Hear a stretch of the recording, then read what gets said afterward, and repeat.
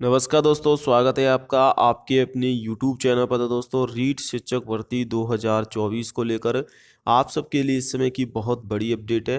रीट शिक्षक भर्ती 2024 में दोस्तों नेगेटिव मार्किंग है आपकी जो पांचवा विकल्प आएगा उसमें, और परीक्षा डेट में बदलाव को लेकर भी बात करने वाले हैं। क्या फरवरी में एग्जाम हो सकती है? क्योंकि जिस प्रकार से रीट की विज्ञप्ति में समय लग रहा है दोस्तों, डिले हो रहा है, आपकी जो एग्ज़ाम है दोस्तों वो भी आपकी डिले हो सकती है, लेट हो सकती है। हालांकि पहले जनवरी में थी, इसके बाद फरवरी में डेट बढ़ा दी गई, और अगर नोटिफिकेशन 25 नवंबर तक नहीं आया तो डेट और भी बढ़ सकती है। शिक्षा मंत्री मदन दिलावर जी की तरफ से तो आदेश जारी कर दिए कि 1 दिसंबर से फॉर्म शुरू करेंगे, लेकिन दोस्तों अभी लिखित तौर पर जो आरबीएससी बोर्ड अजमेर है उसको दोस्तों यहाँ पर पत्र प्राप्त नहीं हुआ है। जब तक लिखित तौर पर उनके पास अपडेट नहीं आएगी वो रीट की विज्ञप्ति जारी नहीं करेंगे दोस्तों। क्योंकि दोस्तों रीट की विज्ञप्ति जारी करने के लिए लिखित तौर पर आपको पत्र चाहिए होगा। परीक्षा में से पहले दोस्तों लेवल 2 का जो मामला है, जो पुरानी भर्ती है 2022 की, उसके परिणाम पर संशोधित परिणाम पर रोक लगा दी है। हाईकोर्ट की खंडपीठ ने परीक्षा परिणाम संशोधित करने पर लगाई है रोक। एकल पीठ के आदेश पर लगाई गई है रोक। साथ ही कर्मचारी चयन बोर्ड ने मांगा है जवाब। जस्टिस इंद्रजीत सिंह की खंडपीठ ने आदेश किया है। सरिता कुमारी वानी की अपील के लिए आदेश है। एकल पीठ ने विवादित प्रश्नों के मामले में कमेटी गठित कर सवालों के पुनः परीक्षण के लिए दिए थे आदेश। पुनः परीक्षण के आधार पर परिणाम संशोधित करने के लिए आदेश थे। इस आदेश से अपील को दी गई थी चुनौती, क्योंकि अगर संशोधित परिणाम आता है लेवल 2 का तो जो शिक्षक लगे हुए हैं उनमें से 5,000 शिक्षक हट सकते हैं।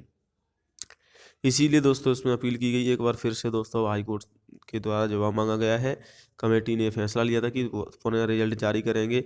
जो क्वेश्चन आए थे दोस्तों, उसके बाद रीट के आवेदन की अंतिम तिथि से पहले डीएलएड का परिणाम भी आना जरूरी है।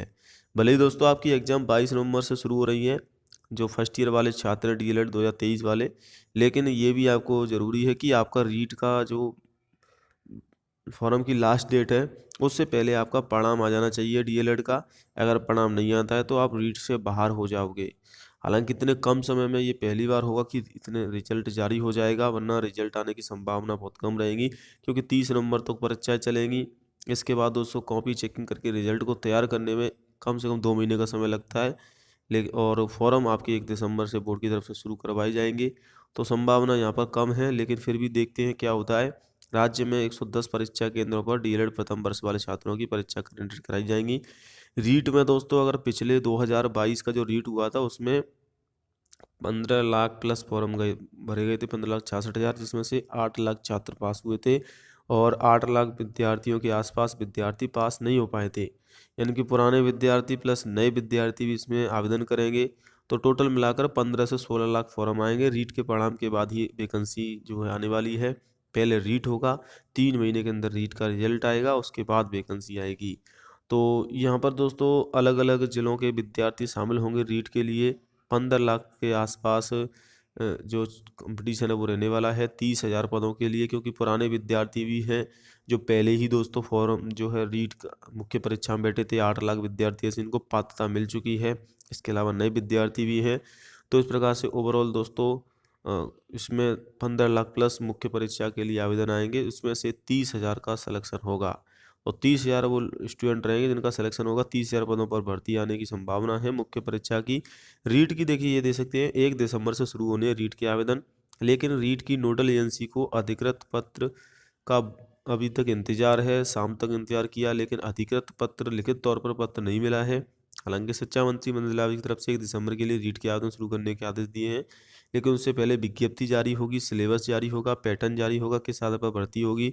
सिलेबस पैटर्न आपका वही रहेगा, लेकिन फिर भी जब तक लिखित तौर पर दोस्तों आपकी अपडेट नहीं आएगी, क्योंकि बयान में और लिखित तौर में अंतर रहता है, इसीलिए लिखित तौर पर अधिकृत आदेश के वजह से रीट की एग्जाम डेट बदल सकती है। मार्च में भी डेट जा सकती है अगर लेट होते हैं रीट के आवेदन, क्योंकि दोस्तों रीट की डेट भी बढ़ाई जाएगी 1 या 2 बार, क्योंकि दोस्तों यहाँ पर डीएलएड फर्स्ट ईयर वालों का रिजल्ट आएगा तो एग्जाम डेट भी बढ़ सकती है। हालांकि ये अच्छी अपडेट है कि परीक्षा शुल्क में कोई बदलाव नहीं किया गया है। परीक्षा शुल्क वही रहने वाला है जो आपका पहले था। जनरल कैटेगरी में 60% अंक लाने होते हैं आपको, यानी कि 90 अंक, और SC ST OBC EWS के लिए 55%, यानी कि 82 और 83 अंक के आसपास, और शहरी जनजाति के लिए 36% अंक लाने होते हैं, जो सबसे कम है। तो दोस्तों रीट की तैयारी करते रहें, शिक्षा मंत्री की तरफ से ट्वीट करके आपको सूचित कर दिया गया है। बाकी दोस्तों भर्ती से संबंधित अपडेट आपको चैनल पर मिलती रहेगी। युवाएं तैयारी करें, वैकेंसी निकलेंगी। और कल ही अपडेट आई थी कि 51,000 भर्तियां कराई जाएंगी अलग अलग विभागों में। जय हिंद, वंदे मातरम।